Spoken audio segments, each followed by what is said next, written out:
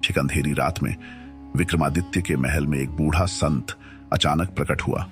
उसकी आंखों में एक अजीब सी चमक थी और वह रहस्यमयी ढंग से मुस्कुरा रहा था। राजा विक्रमादित्य ने संत का स्वागत किया, लेकिन संत ने सीधा कहा, महाराज, यह केवल मेरे छद्म रूप में तुम्हारे सामने हूं। असली स्वरूप देखना है तो मेरे साथ आना पड़ेगा।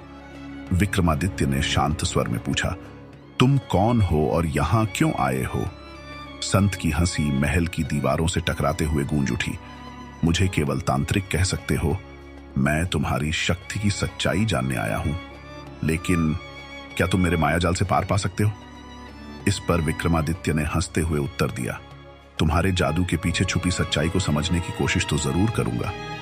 तांत्रिक ने एक काला धागा विक्रमादित्य को पकड़ाया और कहा, इस धागे को पकड़ते ही तुम मेरी दुनिया में पहुंच जाओगे।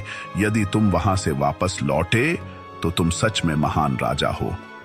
विक्रमादित्य ने धागा पकड़ा और अचानक चारों ओर एक घना अंधकार छा गया। अगले पल विक्रमादित्य ने खुद को एक अनजाने जंगल में पाया।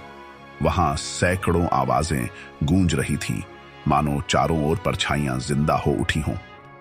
तभी एक रहस्यमयी आवाज ने विक्रमादित्य को चौंका दिया, राजा विक्रमादित्य, क्या तुम जानते हो कि यह केवल शुरुआत है? विक्रमादित्य ने आत्मविश्वास से उत्तर दिया, शुरुआत हो या अंत, सत्य का सामना मैं जरूर करूंगा।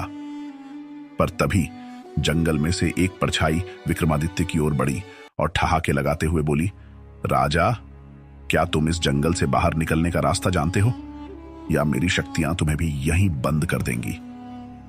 विक्रमादित्य ने उस परछाई की ओर नजरें उठाईं, जो धीरे धीरे घने कोहरे से बाहर निकल रही थी। उसकी आकृति धुंधली और डरावनी थी और उसकी हंसी का शोर पूरे जंगल में गूंज रहा था।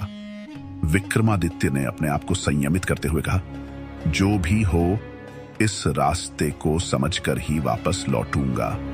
परछाई ने धीरे से कहा, अच्छा, तो चलो देखते हैं तुम्हारी ताकत और बुद्धिमानी कितनी है।